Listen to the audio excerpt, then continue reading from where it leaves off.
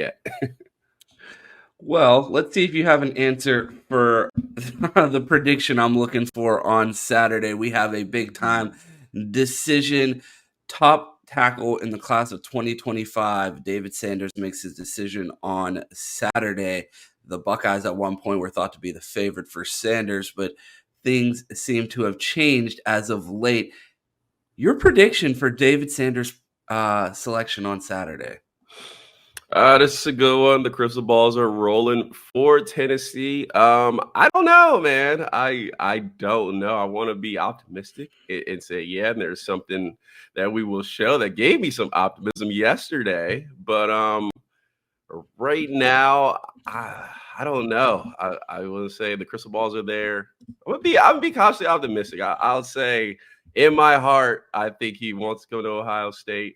I think he's liked the program. He's liked the players around it. Justin Fry was very desperate to get this one done, and the name that's always been out there is Ohio State. I understand it doesn't go with the crystal balls, but sometimes they're off. Sometimes kids will throw, the recruiting experts off. So right now, I'm still cautiously optimistic that David Sanders chooses Ohio State on Saturday. I'm not. I don't think he's coming here. He's going to Tennessee. I'm glad that you wanted to be the positive guy and leave some hope for Buckeye Nation, but Justin Fry's recruiting him, and we know how that goes. We just saw Josh Petty go to Georgia Tech. We're getting stuffed in the locker by Georgia Tech for recruits. I want you to let that sink in. We know that NIL is not an issue at Ohio State, so the fact that we are getting outbid, and it feels like almost to the point that we're paying a tax for having Justin Fry be our coach because it's running up the price on these NIL deals for these kids because they don't want to play for him. I mean, I don't know. He has not signed a single recruit outside of his home state or the state of Ohio. So it's honestly mind-blowing that he still has a job. We were so ready to push Perry Eliano out the door for missing on KJ Bolden last year. It's like, I feel like we're going to see that same level of energy after David Sanders picks Tennessee on Saturday. I mean, that's a strong possibility. And we talked about it going back. You can't tell Perry, hey, man, good luck just from recruiting and not kind of hold that same standards to the coaches. Why do you think that is? Why you just can't? No, why is this guy not held to the same standard? I mean, he should be. There's no reason he's not. He's Ryan Day's best friends. So people will say that's the kind of excuse. There we go. Now we're talking about it. And he's cool with Chip as well, but necessarily this might be the time where Ryan Day has to make a decision by the end of the season.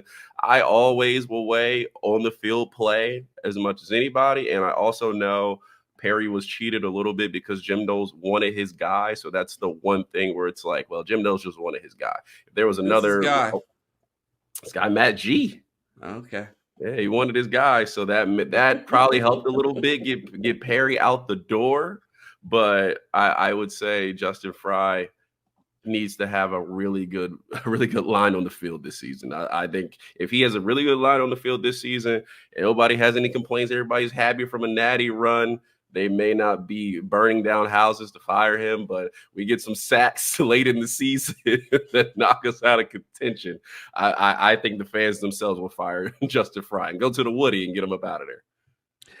Yeah, man, I feel like the pitchforks are going to be out on Saturday if we don't land Sanders. And, man, I would love to be wrong and celebrate and sing his praises, but it is not looking too hot for the Buckeyes. But we will wait and see, and that's definitely something to keep an eye on this weekend. You got to show the graphic, though. The graphic is the one that was giving us some hope.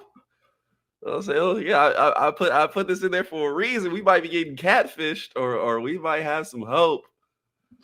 There it is, David Sanders. So he took a picture, or he's selling merch in a Buckeye uniform.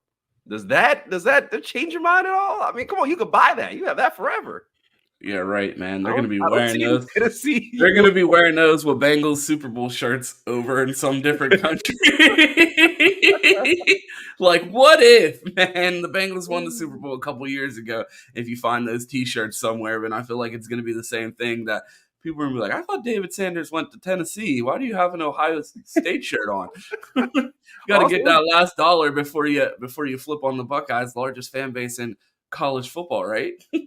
Say also his logo oddly looks close to an OSU if you really look at it.